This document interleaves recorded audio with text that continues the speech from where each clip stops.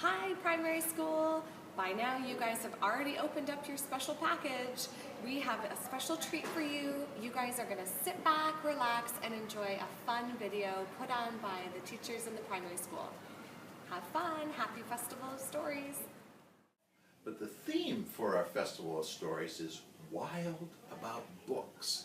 And I'm here to show you a really cool book that has that exact same title.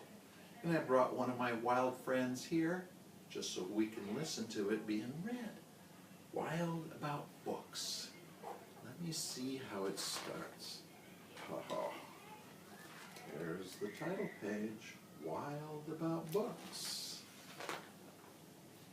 It started the summer of 2002 when the Springfield librarian Molly McGrew, by mistake, drove her bookmobile right into the zoo.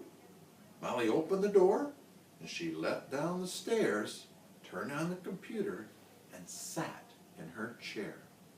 Now at first all the animals watched from a distance, but Molly could conquer the strongest resistance. Look at the beautiful illustrations there. Conquer the strongest resistance. Sounds like Molly the librarian wanted them to come closer. And by reading aloud from the good Dr. Seuss, she quickly attracted a mink and a moose, a wombat, an onyx, a lemur, and a lynx, 8 elephant calves, and a family of skinks. In a flash, every beast in the zoo was stampeding to learn all about this new something called reading. Forsaking their niches, their nests, and their nooks, they went wild, simply wild about wonderful books, choosing thin books and fat books and cat-in-the-hat books, and new books and true books, and heaps of how-to books.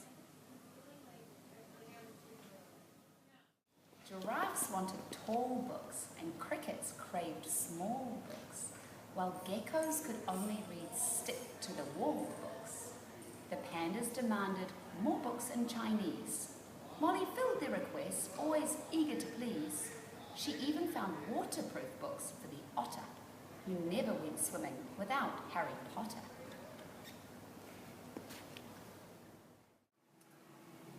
Raccoons read alone, and baboons read in bunches, and llamas read dramas while eating their lunches. Hyenas shared jokes with the red-bellied snakes, and they howled and they hissed till their funny bones ached.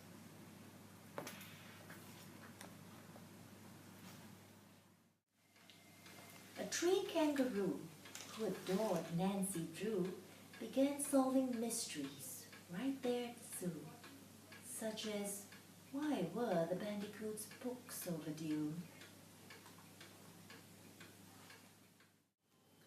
Gently, Molly taught lessons in treating books right, for the boa constrictor squeezed Crictor too tight. Baby bunnies mucked up Goodnight Moon with their paws. Giant termites devoured the Wizard of Oz. And Bear's love of books was completely outrageous. They licked the pictures right off the pages.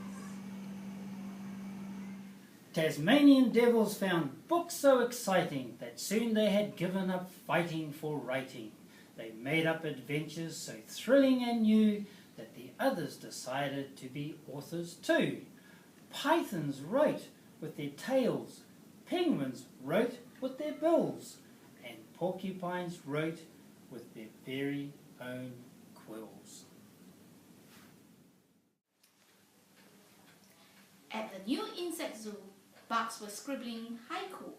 The scorpion gave each a stinking review.